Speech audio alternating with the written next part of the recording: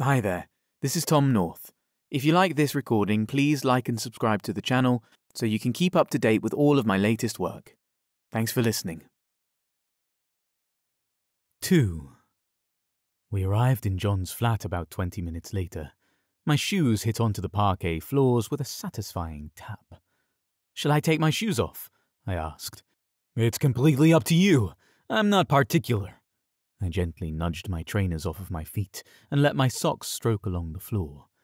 I placed my bag down by the coat hooks along with my jacket and made my way into the flat. The flat oozed sophistication.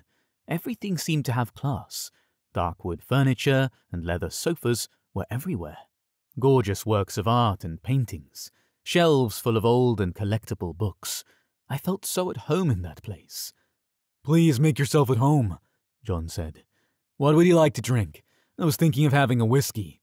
"I've never tried whiskey," I said, as I nosed my way around the bookshelves in the front room as the last of the evening light filtered in from the balcony.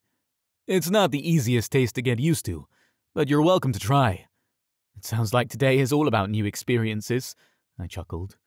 "So it would seem," he smiled, as he turned toward his drinks cabinet and poured out 2 glasses of whiskey before handing one over to me.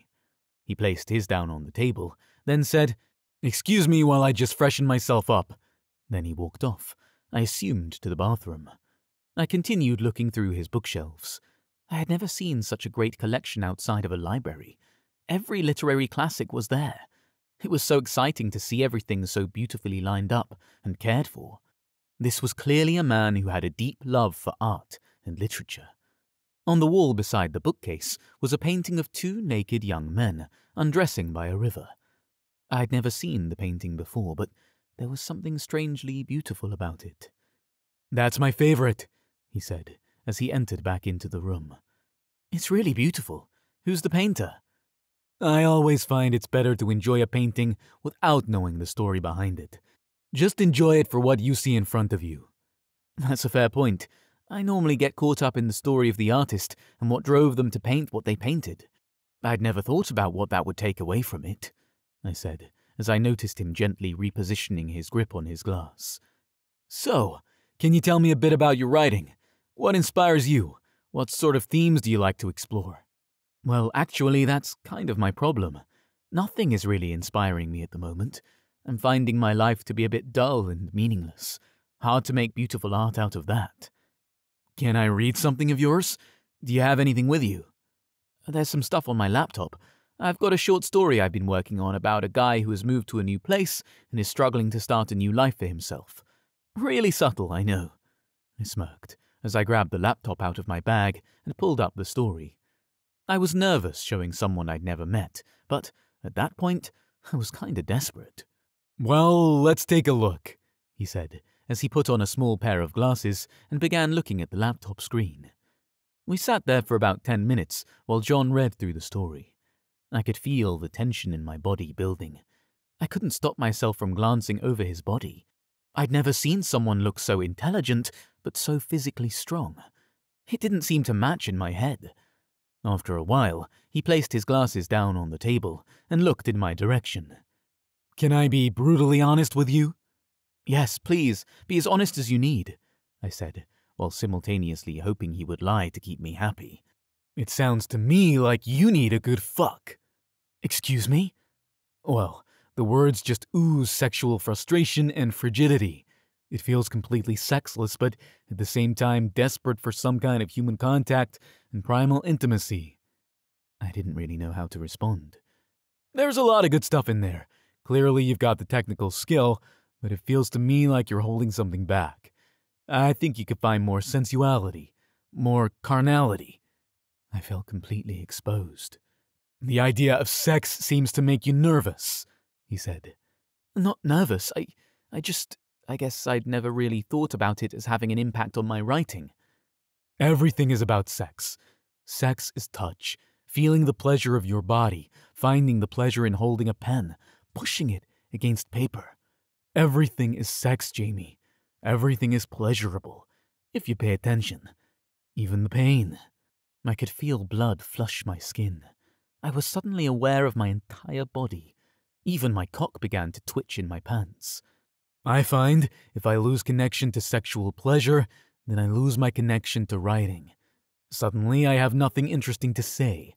It may be the same for you. His hand was resting on the leather of the sofa as he looked into my eyes. Blood continued pumping into my cock.